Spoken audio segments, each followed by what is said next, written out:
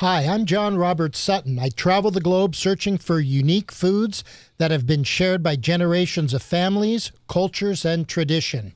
I will connect you to the stories behind well-sourced food and the people and places who make it happen.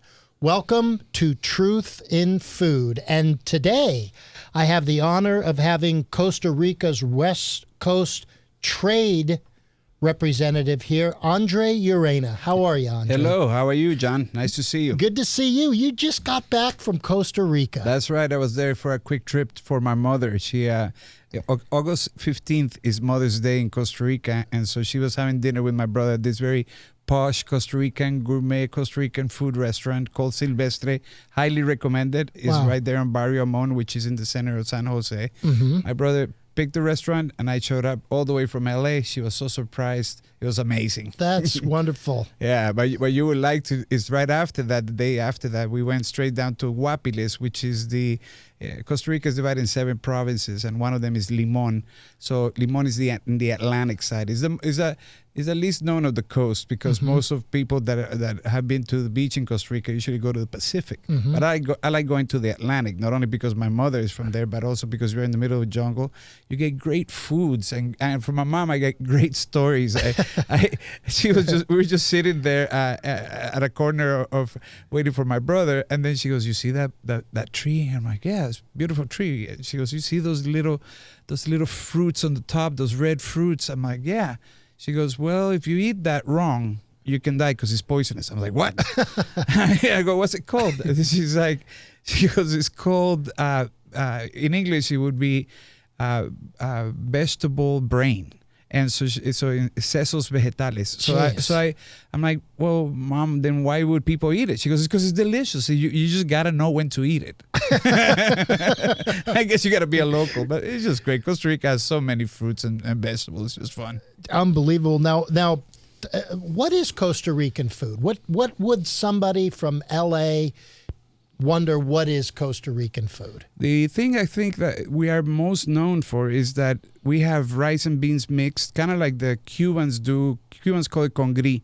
We call it gallo pinto. Mm-hmm. And it's served every morning mixed, black beans and rice. I think it comes from our Caribbean influence. Mm-hmm. And what it does is they give you rice and beans mixed, and then they throw a fried egg on top, usually accompanied by plantains, by sweet plantains next to it. It's so popular that Burger King, McDonald's carries it in the morning everywhere. Costa Rica, you can get gallo pinto pretty much anywhere. Wow. So that's like the dish. Yeah, they call it Mac Pinto in McDonald's. Mac Pinto. Mac Pinto, man. Yeah. Wow. Yeah, and the coffee. Talk about the Costa Rican coffee. Yeah, I'm a rarity because I spend most of my time in LA. That's one. Costa Rica is the only country that has a deficit with the United States versus all the rest of the Latin American countries, because we have more Americans living in Costa Rica than Costa Ricans living in the United States, which is something different. But we're also different in the variety of coffees that we have. And I don't drink coffee; I drink tea. But that's because as a kid, my dad was a banker, but we grew up in a farm, and he used the land to actually grow things in the farm we lived, but he didn't do any of the work. He had other people make partners with, and he would grow a lot of different things. One of them is coffee, because the back mountain of our farm was all coffee. And when you lay down coffee, it's beautiful. It's a red little dot, but then as it turns brown, it has to lay in the front, and usually it would be laying in front of our house, and it had to lay there to turn brown and have the sun rays come in and roast it, basically. And so that pungent, strong smell, I remember as a kid, it used to wake me up. That's how strong it is. Wow. So for me, I've been with coffee all my life. I just don't drink it, but I know that the country of Costa Rica produces some very good high-end coffee. We're not like one of the major volume coffee producers, but the coffee that we do produce is very gourmet because of our land. It's very volcanic. Yes, very rich. Andre was very generous. I was actually sent to Costa Rica a while back to take a look at many of the culinary treasures Costa Rica has, from the fruits and the cacao, which makes chocolate. And when I look at Costa Rica, the best foods in the world come from rich volcanic soils. Right. Yeah. And plenty of water. Right. And Costa Rica has that magic between rich volcanic soil and a lot of water. Absolutely. And that and just in that when the water comes down from the mountain and it pulls down all those nutrients down, and because we have such heavy vegetation in Costa Rica, then those nutrients take root into the food and the vegetables that you see around. I mean, Costa Rica is very different in the sense that most kids will have, instead of having a candy, they will have a fruit, right? Mm-hmm. And because it's so readily available, and it's just the way we like it. It's a different way of living. And I'll tell you, when you have the pineapple there, it does taste like candy. Yeah.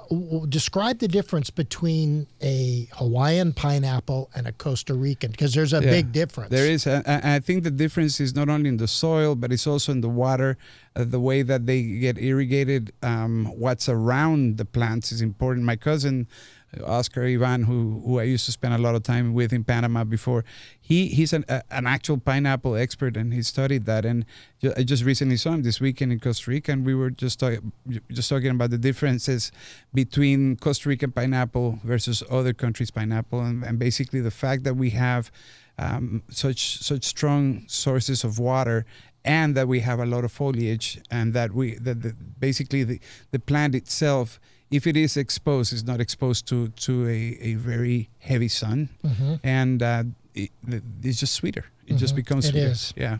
I think when you look at it, and I kind of analyze this for a client, buying Costa Rica pineapples, and you look at buying a Hawaiian pineapple, there is processing. So you're using electricity to process a certain amount of that pineapple.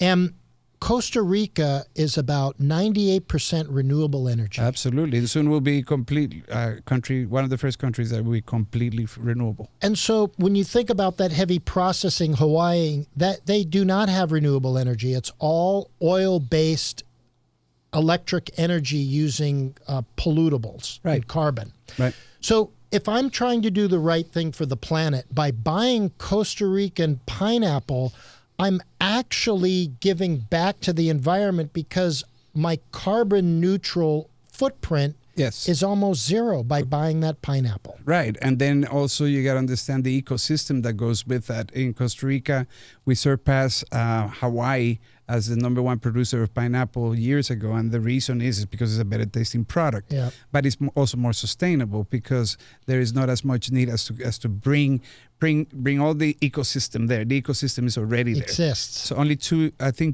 months out of the year where Panama takes the lead into pineapple production, but a lot of that is because of the things that they've learned that they've done in Costa Rica as well. So, pineapple is after tourism is our number one producer. It used to be coffee and banana, and today is pineapple.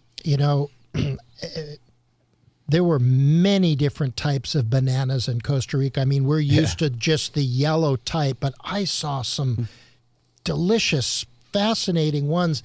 Man. It didn't look good on the outside, but boy, it tasted good on the inside. What is that? There's one called Guinea Cuadrada, or I guess it would be like a square banana.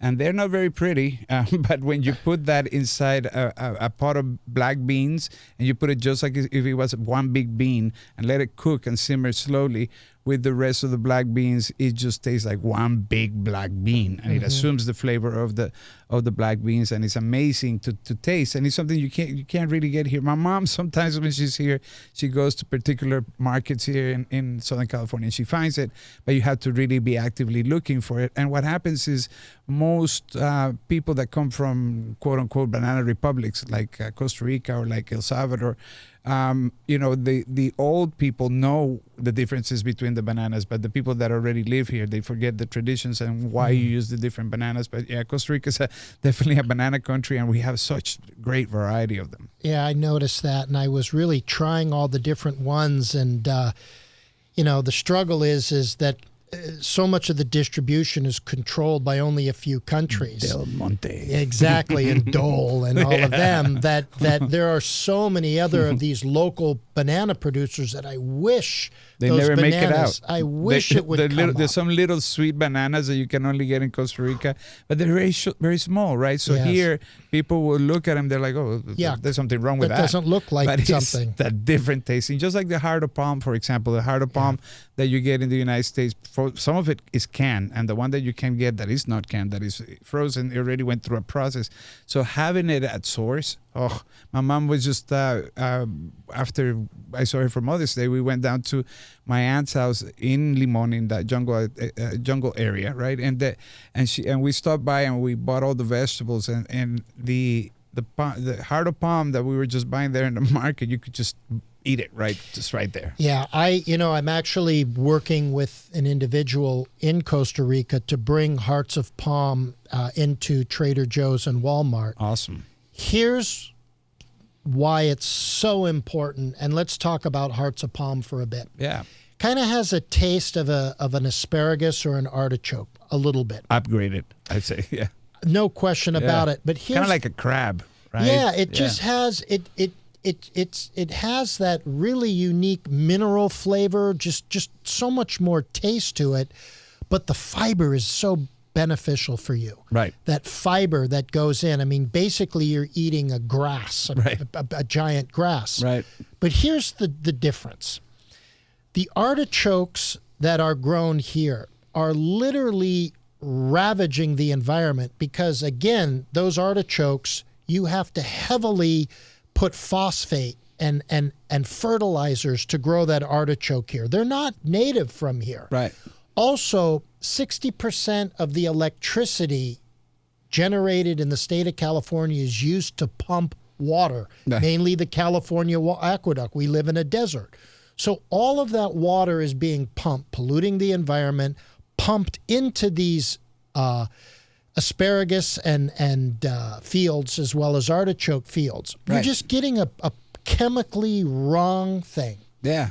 The hearts of palm. Yeah. You grow it once and you cut it off and it grows back. You're Right. not replanting a Yeah. hearts of palm. But I tell you, there's one heart of palm that I tried to have this time that I went down, and I couldn't have. That's called Royal Heart of Palm. What happened? And Royal Heart of Palm is so rare that my uncle, when I was a kid, used to go with a machete when we would go to the mountain and go hunting for these things. Wow. And they're just rare because they're in between other plants. And they're not cultivated, just naturally there, right? And a heart of palm they call it Royal Heart of Palm is so delicious. This trip I couldn't have any because it's not grown. It's just natural, and it's just smaller than the regular one. But each bite is just amazing. It's like eating tofu, kind of. Yeah, it's just, I remember in Las Vegas at a fresh restaurant, they had an endive salad with endive and hearts of palm and blue cheese. It was absolutely delicious. And people need to realize that these are the type of things that is not only good for you, but is incredibly beneficial for the environment. If more people had hearts of palm salad instead of asparagus and artichoke, which hearts of palm is better for you, better for the environment, and tastes better, can you imagine where we could be? Absolutely. Look at the chayote. Nobody knew what a chayote was. And then we started bringing it out. And basically, we're transporting water is what it is because it's such a water, Talk about the chayote. Yeah, chayote, I mean, 10 years ago, you wouldn't find a chayote in any of the salads, right? But Never. It's people like you that expose it to chefs that expose these things that can actually change a chayote from being nothing, right, to now being in most supermarkets, at least in Southern California, right? Yes. And chayote in Costa Rica just grows. It's a vine, and it just grows. I was literally talking to a lady this weekend and a friend of my mom, and as I kept on moving this little plant that kept on getting my way, and it's literally the vines were growing in front of me, trying to reach the other side to hang on, and it was just a chayote plant. I'm like, why you have this in your living room? She goes, I wish I could just cut it and it'll go away. She goes, but it rains a lot, so it was just gonna grow. I just get my chayotes from here. But it's amazing how it's so readily available there. But try to grow a chayote plant here, you couldn't because the environment is so dry. Right? Yeah, and what do you like your chayote? What do you? Oh, I just chop it up and put ground beef sometimes, or I would just chop it up and put just boil it and put mayo. Yeah. Really? Wow. But I tell you, love the chayote. I was thinking of you this weekend in Costa Rica because my mom did something you would think that it was sacrilegious. So everybody likes my mom's meatloaf, right? But she didn't want to make mashed potatoes, even though we have plenty of potatoes in Costa Rica. She brought mashed potatoes from here over there for the party. And I see her doing it in a powder mix. I'm like, what you doing, Mom? She goes, oh, they like the American tasty mashed potatoes, even though it's not really potatoes. It's right? The whatever, the powdered potatoes. Yes, and I was thinking, oh man, if John was here, I'd be like, no. It's funny, just on that. My dad was in World War II and fought, on landing ships, and they had powdered potatoes. So we grew up. That was literally the worst thing you could ever give him was a powdered potato. Like always cut. That's unbelievable. Right.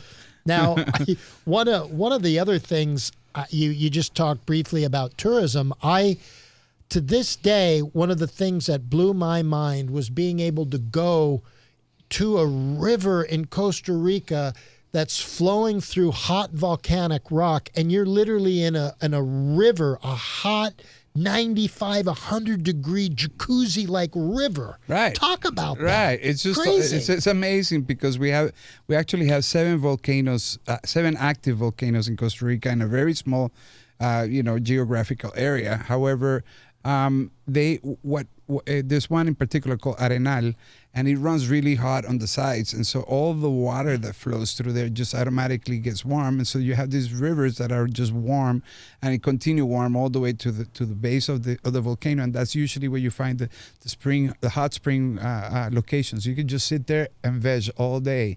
It's like being in a jacuzzi, but a running jacuzzi. That's the difference. You get the minerals coming off of the mountain, and you get the water is circulating, right? So it's not a filter. It's just amazing. Yeah. Yeah, and I'll tell you, it absolutely has health benefits because your skin is an organ, and a lot of times when you're dry, it's best to take a shower because your skin absorbs all the water. Just drinking water doesn't necessarily mean you're going to be hydrated.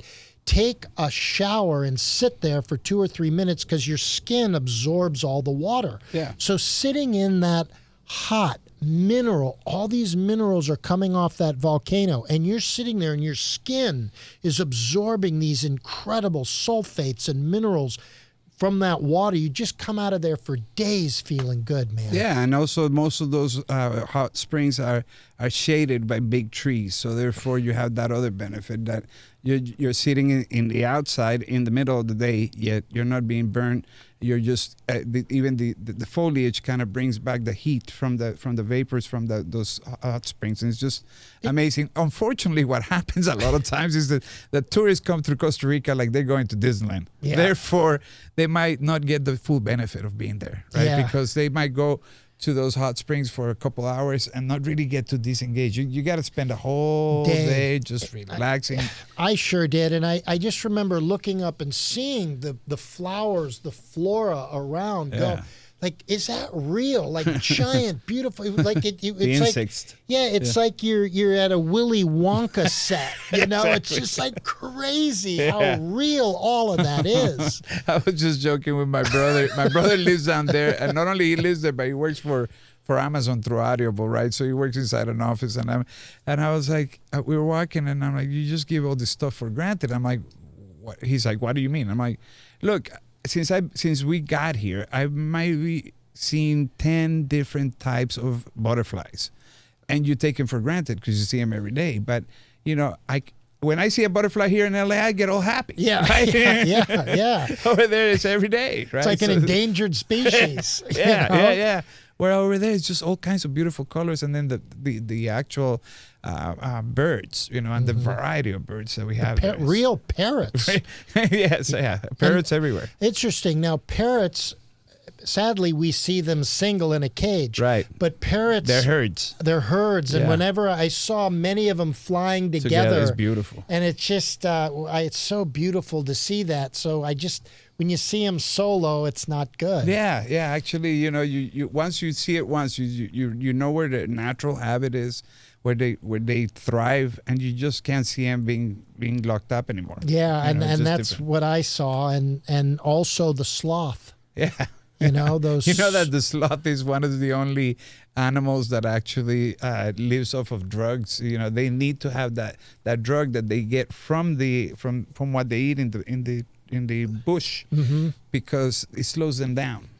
So if they don't eat it, they won't have the strength, because they're super slow because of what they eat. Interesting. And so it's a very touchy environment, right? Because if that plant goes away, they go away, right? So it's the same plant that I was laughing the other day with my uncles in Costa Rica, because I'm like pointing out to this bush, and I'm like, isn't that the bush where you always see the little monkeys? And they're like, and also you see the sloths in that tree because they eat that tree. And they're like, yeah, that's the only thing that tree's good for. And then my other uncle goes, no, there's one more thing that tree does. If you put it on a tea for a woman, you'll have an abortion. I was like, whoa.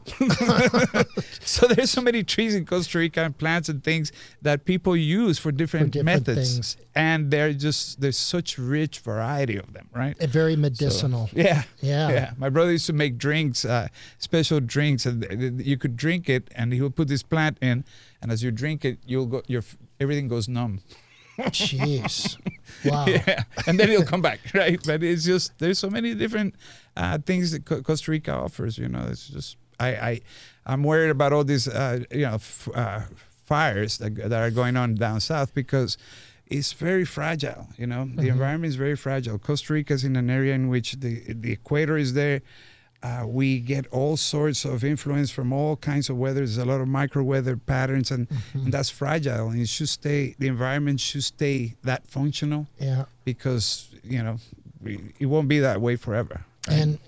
And Costa Rica does not have a military. Right. We have no army since 1948. That money goes to the health efforts, and it goes to the education effort. If you're a Costa Rican, you are guaranteed health care until you die, and you are guaranteed at least a master's, all the way to a master's degree in the university. And that comes directly from abolishing the army in 1948. And also you can see we're a little bit more progressive than most. And I think that's because of generations of Costa Ricans not thinking about war. About who we're going to fight. Right. And I understand, the different countries, United States is huge, needs to have a way to protect. But we in Costa Rica, we're very blessed to have the ability to not have an army and have kids be aspiring for other things. Yeah, a doctor, a lawyer, we have way too many doctors, way too many, because everybody can get school. So actually there's way too many of everything else. But hey, it's a good problem to have. Costa Rica has a lot of blessings. One of them is, for example, the real estate in Costa Rica never takes a dip. If you buy real estate in Costa Rica, it stays steady up.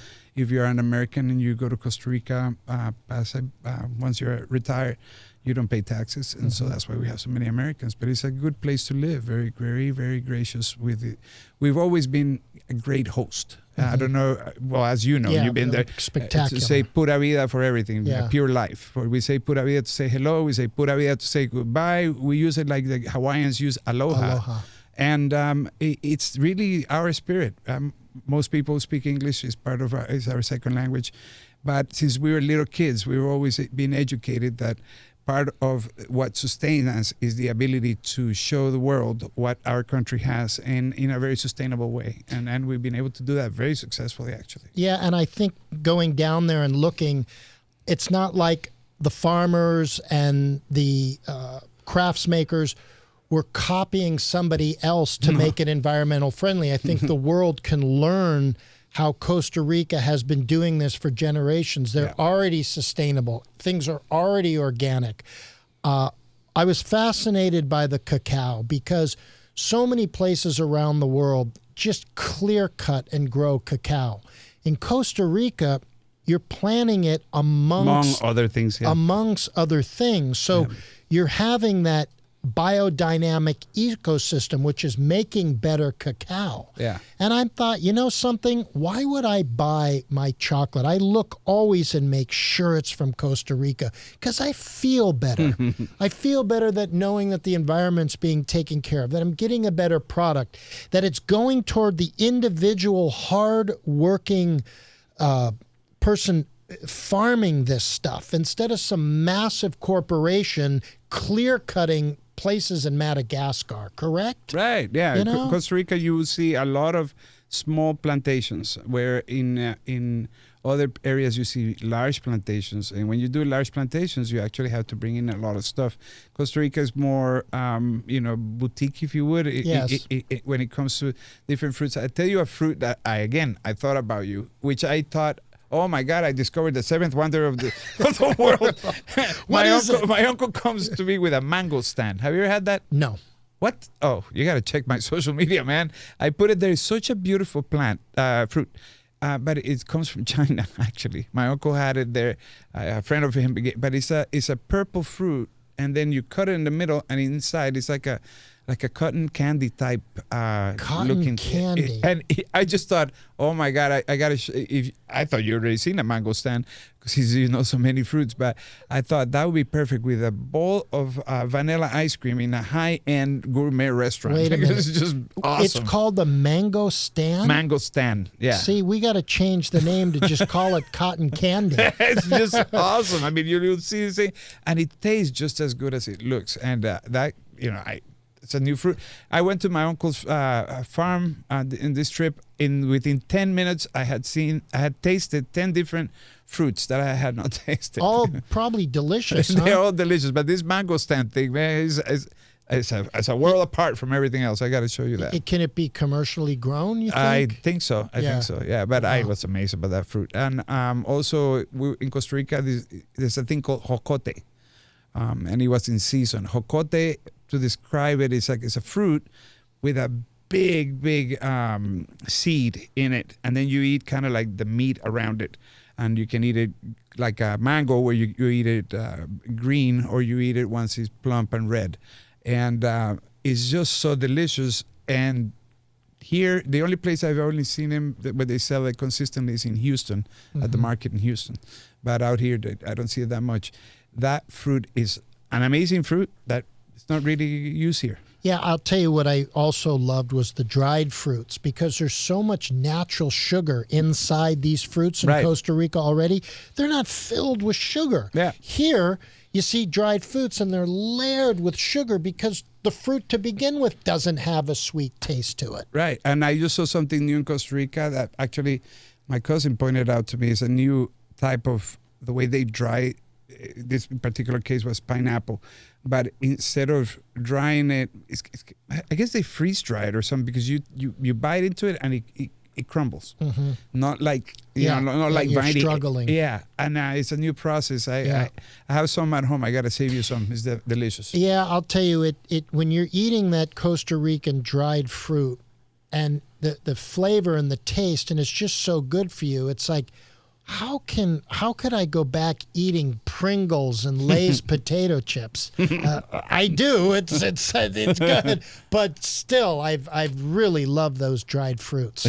Yeah, and it's funny because I sometimes think that, I would want. It used to be when I was a kid in Costa Rica that we wanted to eat Snickers and Pringles and things that were from the States, but now everything's so readily available there that it's no longer interesting to bring them stuff from here, right? Mm-hmm. So now I've seen a change in a generation in my country in which we now eat what we make there. Yeah. Because it's no longer, what are the Americans eating? It's more about what can we eat, what do we eat here that we like, and it has changed. I remember as a kid, Costa Rican kids used to look up to try to be like Americans. Now they want to be Costa Ricans. And that's the best, because I actually love the fact that they like consuming their own culture, like consuming their own products. And It's pretty good. I must say, in this world that we live here in the United States, to see a country that it really is optimism, not pessimism, that it's fun.